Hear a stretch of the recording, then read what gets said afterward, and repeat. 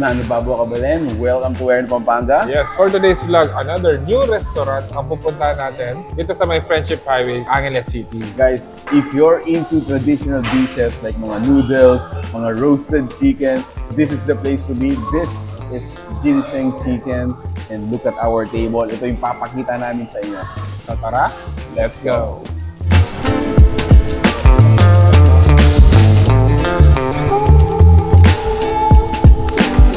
So speaking of laman niya sa loob, ito yon guys. This is what they prepared for us. Halos sa mga pinrepare nila, bago sa aking paningin, bro. Yes, maliban sa mga chicken nila, ito yung mga bago sa akin. So, ngayon meron silang sinerve na swordfish. Yes. Yes, meron din silang mackerel. So this one later on, tikman natin siya. Yes. So we're gonna give a rundown of the dishes, the name of the dishes, kung ano po yung mga sinerve nila sa amin dito para po, when you go here, may idea ko kung ano yung o-orderin natin. Yes. So for now, let's taste them. Where do you wanna go first, bro? O syempre, uunahin ko itong parang chicken feet soup nila. Okay. So, titingnan natin ngayon itong chicken feet. Feeling ko napakadalang lang na nagsaserve ng chicken feet dito sa mga Korean. Mostly kasi, alam naman natin na mga Filipino mahilig sa mga ganito. Pero ngayon, tingnan natin sa mga Korean dishes naman. Wow! Ang wow. Wow. 9 out of 10. 9 out of 10. Manghang.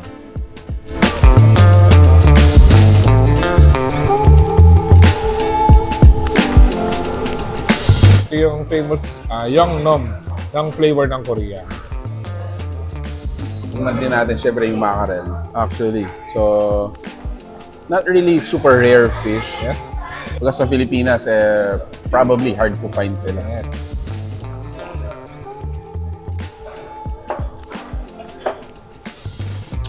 Sarap. So ayun guys, first time natin tong ma-encounter sa mga Korean restaurant.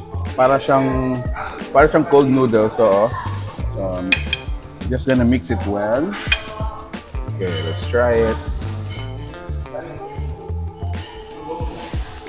Cheers.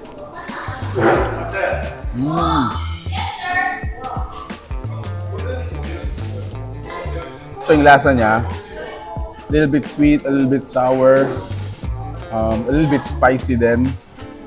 More of parang kumakain ka ng cold pancit, malamig nga na pancit. But the taste, hindi siya yung normal na Filipino na gisado, parang ganun. It's more of a Korean taste talaga siya. Sa mga cheese lover and So, anong meron dyan, ma'am?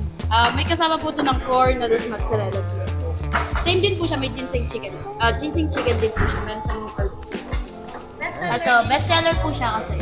Yung dun sa mas na Titingnan natin yung mga pinagmamalaki ng ginseng chicken, which is ito yung chicken with ginseng. Yan. Napakainit. Mozzarella cheese, ginseng chicken nila.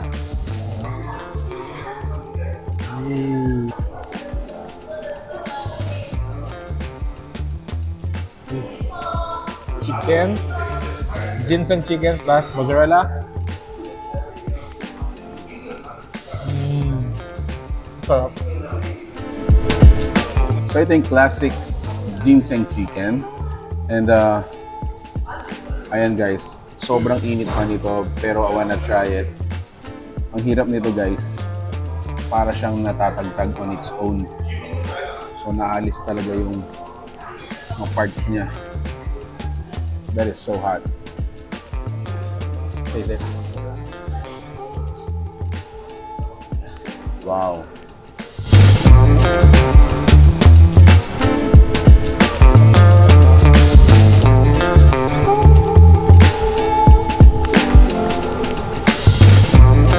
Kaunting kaalaman. So, ang ginseng po, sa mga hindi nakakaalam, ay isang superhero plant na napakaraming benefits. So number one, energy boost.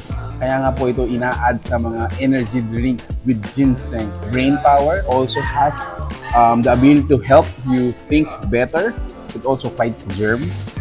And lastly, it's a mood swinger.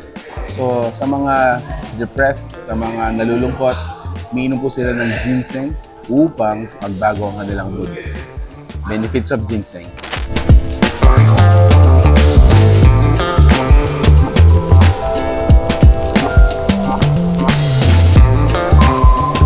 Amongst the syrup nila, bro, what do you recommend? Ako, I really recommend yung kanilang Ginseng Chicken. Since ito yung mga best seller nila. And dito naman talaga sila kilala. Yes. Maliban kasi sa may ginseng siya, meron na rin siyang rice. You Herbs can and spices ang really tell. pagkakalam ko, linuto to sa firewood. Probably they're gonna be one of the first few restaurants na mag-i-introduce nga sa mga, lalo yung mga noodles nila, bro. Yes. Ang daming mga, ngayon ko lang talaga natikman, although ang dami na natin mga Korean restaurants na napuntahan. But some of the dishes talagang sobrang bago sa atin. Yes. Ginseng Chicken is open from 10 a.m. to 11 p.m. Monday to Sunday. And they are located dito sa may Sunset, just along Philem Highway, Angeles City. You're gonna try this one, especially for those who are really adventurous sa mga food Yes. and taste and culinary dishes. So there you have it, guys. If you like the food you saw in this video, please give it a thumbs up, share it with your friends.